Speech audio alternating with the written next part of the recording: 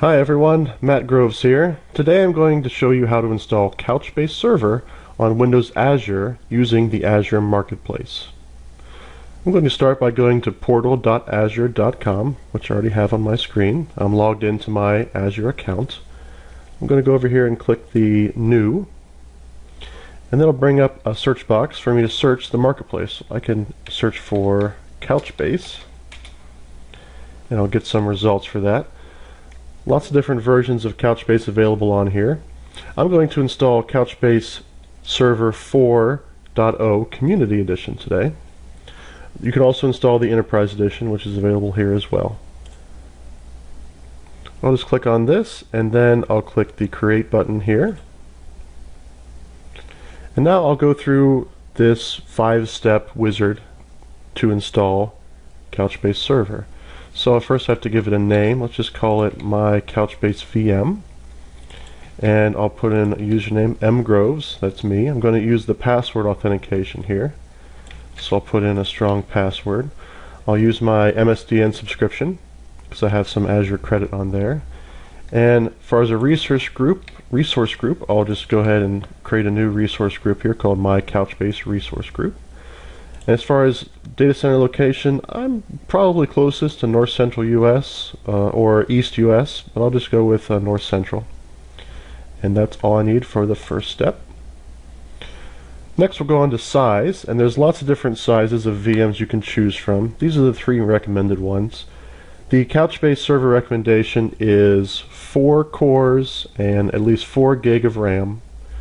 That's not a hard and fast rule, but that's the recommendation. So it looks like A3 is probably going to be a good choice, A3 standard. A3 basic might also work well if you're a little more budget minded. I'm just going to select A3 standard and go on to the next step. So here are the settings. Now before I proceed, let me just give you a note here that I'm not a DevOps or security expert. I'm just trying to get you up and running with Azure in Couchbase. I'm trying to get you up and running with Couchbase on Azure. Now when you decide to go into production, you should please carefully consider these settings and consult with DevOps and or security professionals. So with that in mind, let's just go ahead and go through these settings here. Disk type is standard, that's fine. Storage account, standard, that's fine. A virtual network, these defaults are probably fine. Let me just show you what they have here. Just going to be a name and an address space, a subnet name. Let's change the subnet name to my Couchbase subnet, and then a subnet address range. That's going to be good enough. Okay, so you can see that subnet shows up here, my Couchbase subnet. Public IP address, that's fine. Let me scroll this over a little bit here. Security group. Let's click on that. And these are some default settings here. There's one inbound rule that allows us to SSH into the VM, and there are no outbound rules. Now this is where I'm going to add an inbound rule. I'm going to call this allow Couchbase inbound. I'll set a priority of 100. That's going to be the highest priority. For now, source is any protocol. We'll choose TCP. The source port range, leave that as star. Destination, any. And destination port range, we'll change that to from 80 into star. This is basically opening up any ports to be allowed for inbound. So this is why I say please think about this very carefully before you do it in production. Okay, and then we'll add an outbound rule. We'll call this one allow Couchbase outbound, also priority 100. And we'll set the destination port range from 80 to star. Source any is fine, protocol TCP, source port range star, and hit OK. And what this is basically doing is it's going to allow us to access the Couchbase console and use Couchbase from an application that I'm writing without having to worry about putting the exact port numbers in there. So we'll hit OK. And back over here, we can just turn off diagnostics. I'm not going to need it for just this simple example. And that's it. So now we get a summary of what the VM is going to be when we actually start to deploy it. So I'll hit OK. Now we get to the purchase part of the interaction. With Couchbase Community Server, you're not going to be charged anything by Couchbase. This is a free edition, the community edition of Couchbase 4.0. So 0 cents per hour. However, Microsoft is still going to charge us for the VM at 24 cents an hour, and that's going to vary based on the type of VM that you choose, standard A3.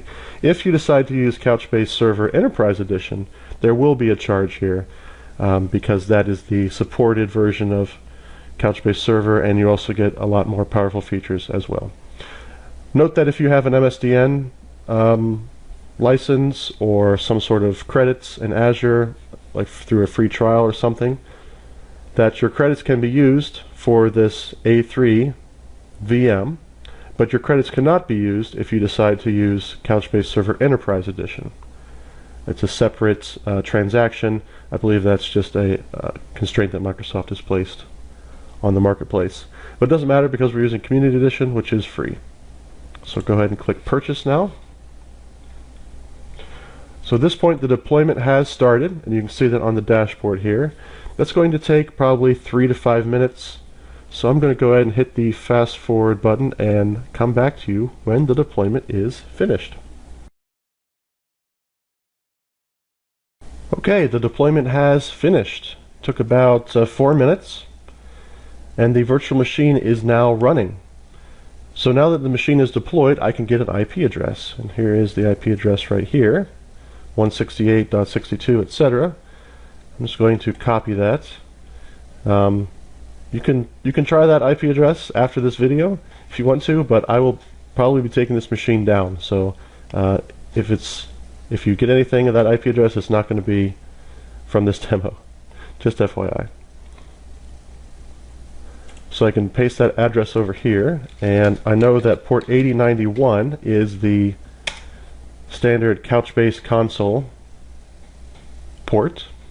So now I can set up Couchbase. This is the standard setup here. It's just going to start a new cluster. Now if you create and deploy multiple virtual machines, after you start a cluster you can add those machines to your cluster. But note that with Couchbase Community, all your nodes will be the same data RAM, the same index RAM quotas. It will be a homogeneous cluster. With Couchbase Enterprise, you can create a multi-dimensional cluster. But for Couchbase Community, we're just going to have one node on our cluster here, so we'll go ahead and click Next. Alright, and now I can elect to include a sample bucket, so I'll click Travel Sample and Next. And now I can choose a default bucket. I'm just going to make this 100 megabytes. I don't need to enable replicas because I'm only going to have one node on this cluster. I'll hit Next. I can enter some optional notification information here. Hit Next. And now I need to create a administrator login and password. I'm just going to use a strong password here, but I'll leave the username as administrator. You can, of course, change it if you want to. Hit Next. And there we go. We have a Couchbase cluster with a single node. Now spinning up, the travel sample bucket is loading. If I go over here to data buckets, you can see that I have the default bucket I created and the travel sample bucket that's being created right now. Now that your Couchbase cluster with a single node is set up, you can start adding more nodes, or you can just start writing code that uses this cluster. Thank you for watching.